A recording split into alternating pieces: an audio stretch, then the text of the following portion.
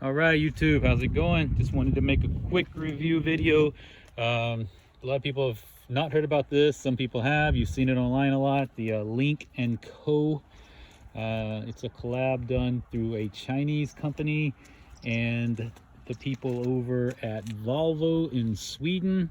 Apparently they're both owned by the same company, Gelling or Jilling. I'm not sure exactly how it is. This is the Lynk Co. It's actually made in China. It's a hybrid. It's a little bit dirty, as you can see, and this is the 01 being the model, not the year. This one is actually a 2022. From what I can figure out, they're not really being sold to the public in Europe yet. They're supposed to be released. They have some dealerships that are already in prep mode, already getting set up for them. Saying mid to third quarter in Europe is when you're going to start seeing these. I've had this one for 20 days. It was a rental. Got it through Hertz in Munich. When I went to get this one out of the garage, I had about 15 of them sitting there. It looks like I was the first one to get one because there was a whole line of them. But I have not had or seen any of these on the road since I've been here, and I've been in Europe now for 20 days. This will be my 20th day. Southern Europe and Bavaria, went into Austria twice, down into Italy. We were also up in the Czech Republic. Haven't seen a whole lot of materials or any type of advertising or anything except for what I'm seeing on the internet. So just want to do a quick once over.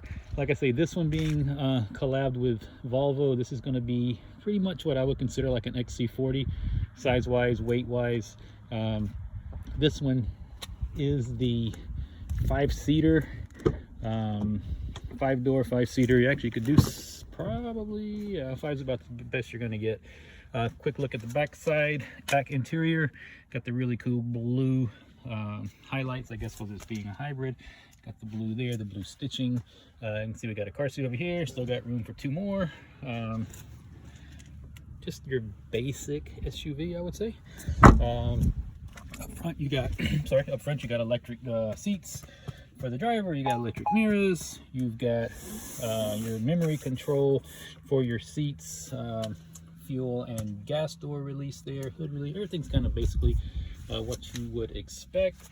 The shifter is just like a Tiptronic type shifter. You don't have to really, it's not a column or anything like that. Got lots of storage space, and it's got the cool blue accents here and the blue stitching on the steering wheel and on the seats. Quite comfortable. Got an Infinity sound system. Got some speakers here. We got some speakers up on the top. We've got a camera. Actually, it's kind of a weird camera. You can take pictures of the car like in selfie mode, only when you're parked, and you can take pictures of stuff that's in front of the car, but only when it's parked. Get under the hood real quick. Kind of weird here. You're going to see this car has some things that you're generally not used to in an American or European car. Got to pull it 2 times to open the hood. Once, twice. And I will show you why. Because it has 2 latches for some reason.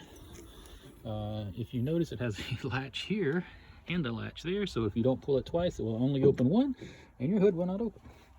So here we are under the hood. This is a inline 3 1.5 liter turbocharged engine, putting out around 192 horsepower. I read on different sites 193, 189, 201. Most sites have kind of agreed on 190 on this one. You can see everything's just kind of here in place. All the water, stuff like that, radiator, windshield washer fluid, all that's fairly easy to get to. You've also got a power steering and a brake fluid reservoir here and all the other basic stuff. Power wise, let me show you this real quick. You have to close the hood from the middle at this, pushing down at the same time, kind of hard, because if you don't, one latch won't catch. So getting back to the underside of it there, power, it's questionable. Like I say, it's an inline 3. Not that that's anything bad, it's just that this is an SUV of this size 190 horsepower. It is a 7-speed automatic, which is relatively smooth. Shifts are smooth. It does get a little bit clunky coming out of battery into petrol mode. Seems like the transition from one to the other, or basically the transition from battery into petrol or gas, is a little bit clunky. Feels weird, kind of like a rough downshift, but it's technically like an upshift, I guess. The battery on the highway, gonna get about 40 miles out of it, which is not a whole lot. Let's get it started up here. So touch start, obviously. Massive screen in the front, which is really cool, kind of a Tesla style screen. Doesn't move, it stays right here. Got your front view here. You got your big device here. Really quick, GPS on this is kind of finicky at best. Once you get it going, it's pretty good. It's a little bit picky about getting started, seems like. You have to be exact with your addresses, or else I've found it doesn't like show you the closest thing to what you typed and let you pick it. If you don't put it in exactly right, you're not going to get it. So you're going to have to be exact on your, it's not like you can say Google Map or anything like that. It's going to show you some options. One thing I did notice, it happened in Prague a few times last week, happened a couple times in Munich, whereas you're following the GPS visually, and you're just kind of following the map. The voice commands on here will tell you to turn just like any other GPS. This one, 2 times or 3 times it told me to turn right when I should have turned left. When the map was showing turn left, it was showing turn right. Had I paid attention to it, I would have turned down the one-way street and head on into a Lamborghini. So you have to pay attention. I don't know why I did that. Maybe it was the streets, maybe it was just a glitch. Like I say, it happened a few times. You kind of got to watch that. Figure that's kind of some new stuff, you know, just some quirks that need to be worked out. Other than that, I mean, everything in the car is normal. You got your charger, a wireless charger here for your cell phones, cup holders, center console, kind of small. Put a little bit down there, not a whole lot. Seats are, like I say, electric on this side. Manual for the passenger, which is for a car that's MSRP around 40-ish. Haven't really seen an exact amount. I would expect her to be electric on that side, but you can deal without that. Going back to the center guidance system here, you got a big screen. Scrolls over, you got all your stuff here up front, your calendar, your cards, your status, media, navigation, radio. Radio is a little bit finicky also. It takes a little getting used to. It's not just a touch and go kind of thing. There is a nice control here in the center, and then you got some volume here. So this is basically just an on-off and a volume switch. A couple things I've noticed too is charging. If you don't want to use the battery, say you only want to use gas, you want to save your battery for in-city use, you can set it to that. But when you park the car and turn the engine off, get back on, it will have to be reset. I have not figured out how to make it stick. So you kind of have to reset certain things every time you turn the car off. This one did not come with an owner's manual. I don't know if that's because the rental car agency took it out or someone else took it before me. It appears that I'm probably the second person to drive this car because it had very, very low miles on it when I got it. Or maybe it might have even been the mileage that they delivered it to the airport, because it was less than 1,000 kilometers on it when I got it. Yeah, there's a couple little things I would suspect maybe will need to be worked out, and they're probably learning it as they go, based off of stuff you would find in the European market, just to kind of make it compatible with the creature comforts, things like that. Charging is up here on the front. This just pops open and you've got your charge in there. I mean, it doesn't really matter, I guess. If you're going to do head-on parking, you're going to park in front of your charger. A lot of parking, which is parallel style parking, you would want that to be on the passenger side, because you are going to parallel park on the right hand side of the road. You want your charger to be on the right hand side. A couple times I had to drape this over the hood to get it over to this side. Not a big deal. I can see it get a little bit aggravating if you drag, you know, scratch the paint basically, if you're dragging that heavy charging cable across the car. Didn't have enough to go on the ground and let it come up, so I had to go across the top. Really cool headlights, as you can see here. Got some really nice daylights. The blue accent all the way around it, just to kind of keep in line, I guess, with the battery electric hybrid mode. This one's got 235 4520s, all season, all weather, Continentals, smooth ride, really nice tire. Mirrors fold in when you turn it off and put the alarm on. It's got sensors all the way around it. Cool LED lights, really nice. Got a cool little backup light here, which is covered in crap because we've been on salty, icy roads. We've got dual exhaust over here on this side. Car's got plenty badges on it. Lynk Co. It's all across the side, across the front. One thing I didn't mention to you, has a full sunroof, moonroof, whatever you want to call it, all the way across the top. Got your camera mode in the front. So yeah, all in all, cool car. Sensors, like I say, sensors. The braking on it's a little finicky. I've noticed it. Assist kind of seems to, the brake assist seems to kind of catch at the wrong times. Doesn't slam you into a, he doesn't slam on the brakes just catch a little bit hard, seems like, at certain times. Has to stay in your lane assist, where if you drift over, it automatically tries to auto correct you. And I tried that at about 60 miles an hour, drifted over, let the sensor pick up the painted line, and it really did put it right back into the lane. That's very good. That you can turn off. Another, like I say, I turned it off once because just so much changing lanes back and forth, running on the European highways. You're in and out of left lane so many times. It vibrates if you don't put a turn signal on. It tries to automatically correct you. If you put your turn signal on, it overrides that. But at times you're just, there's no one around you, so, bad habit. American driver, I know, didn't use the turn signal, and it vibrates the steering wheel a little bit, trying to get you back into your lane. But like I say, stuff like that can be turned off. Stop the car, you gotta turn it off again. I'm sure you can go over all that in the owner's manual.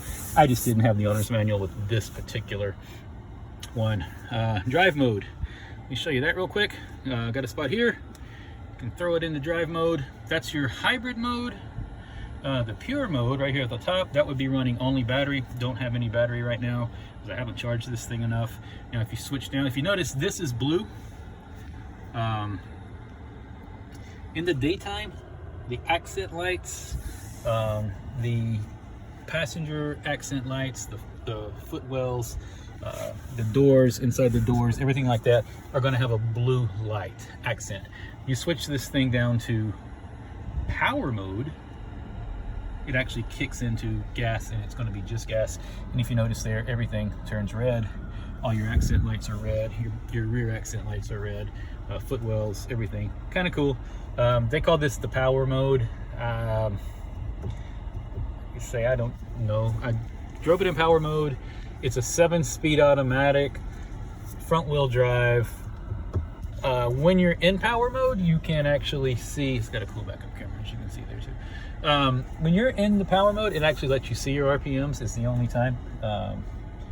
Don't know why you couldn't see RPMs in the other mode, even though you are driving most of the time with the gasoline engine, but it doesn't show you RPMs.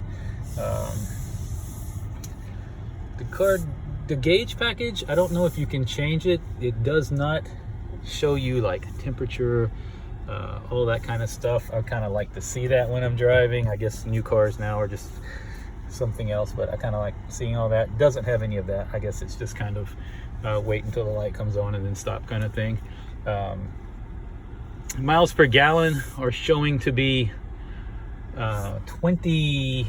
I was getting 24 running the back road mountains here north of Munich, where I'm staying at. Really curvy roads, power mode, 80, 90 kilometers, 100 kilometers on the mountain roads. Was averaging about 20 miles per gallon. This car is supposed to get supposed to get around 40 miles per gallon. Highway, the best I got out of it, running it conservative, at around 140, 145, 150 at the most, just kind of monitoring the MPGs. And I was getting, I would say, high 30s, which is not bad. Now you get out of there and start running left lane, European style, 170, 180, 160 kilometers, over 100 miles per hour, then you're, you know, obviously MPGs are down to, you know, nothing. Car's got, you know, it's got power. Is it something that it's an impressor? No, it's a visually it impresses. Performance wise, I would say no, it's not. It kind of lacks a little bit. This car would be something more you would want to drive in the city, or you know, just smaller roads. You wouldn't. It's comfortable to drive on the highway if you just want to, you know, just drive normal. I guess for a European road, you would want something that would, I would anyway, that would, I'm more used to cars that will get up and get going a little bit faster. Like I say, this one does the job. Electric on it is questionable. 40 miles on a full charge, are you getting your money's worth out of, you know, an electric car that you have to charge and pay to charge, and then you're only getting 40 miles out of it. In the city, I can see where you could really probably benefit more from that, but running back roads, letting the car charge itself as you're driving, it never charges. I mean, it's never going to build a full charge up unless you put it in the full charge mode, and then it uses more gas. So it's kind of a, you know, you're giving up one to get the other, and it's not really helping. But anyway, that's kind of my gripes about the car. Would I buy it? Probably not. This model anyway. I would wait till they had worked on it just a little bit more, got just a little more tweaking out of it, fix a couple of the things that, you know, to bring it up to European or American standard. Seems like right now a lot of the, I mean, like the interior is nice, but this is like basically just a very rough plastic. Interior is nice. It's very easily marked up and dirty, so if your foot touches any part of the black, your shoe, you're going to leave a mark on it. It wipes off, but you have to clean it all the time, or else you're going to have a dirty looking interior. Other than that, car's fun to drive. Car's comfortable. On the comfort level, I would give it, you know, a 7 out of 10. Performance, for what it is, you got to consider this, the tiny engine that it has and everything.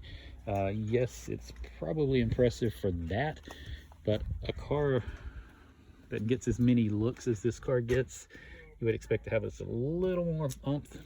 But performance, you know, probably a 6 or 7.